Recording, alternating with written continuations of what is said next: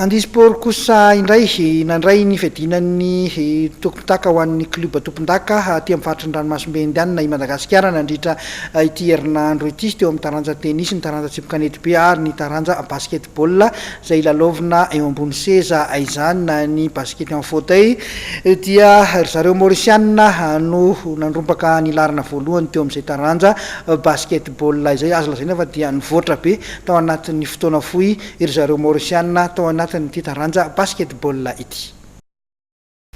Nolompahany zareo Mauriciana ny amboara teo amin'ny fiadinany tompon-daka ny ranomasimbe indiana ho an'ny kluba tompon-daka eo amin'ny taranja basketball ho an'ireo manana fahasembanana ara-batana. Resindry zareo Mauriciana tamin'ny isa 520 ny Madagasikara voalohany nandritra ity fifaninanana ity.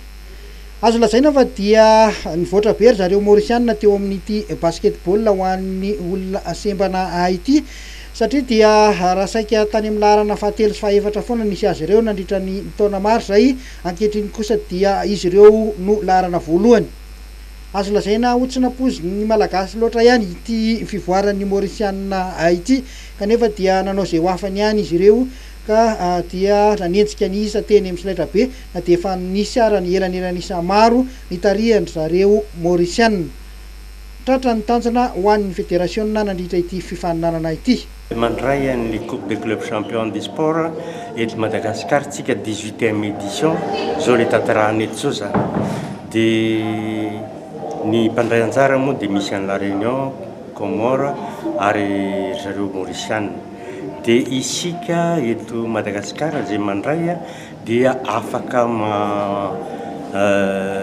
mirepresenté zany ekipa anankiroa isaky ny discipline tanterahana zany dia ny basket sur fauteuil ho an'ny lahy, dia pentanque doublette lahy sy vavy, dia tennis lawn tennis zany lahy sy vavy ihany koa, dia ny boccia zany voatanikeo maraina zany androany no natao ny finale. Dia amin'ny ankapobeny zany dia mizotra soamantsara ny fanatanterahana an'izany zay farana arapitso nanomboka tamin'le 3 dia farana arapitso 8 ato amin'ny palais des sports ihany zany naterahana finale. Ka matoa zany moa mizotra araka ny tokony izy dia misy ny karakara manohana manao an'izay tantsoroka zany raha izay ny fomba ilazana azy amin'ny fanatanterahana rehetra ka dia isaorana indrindra.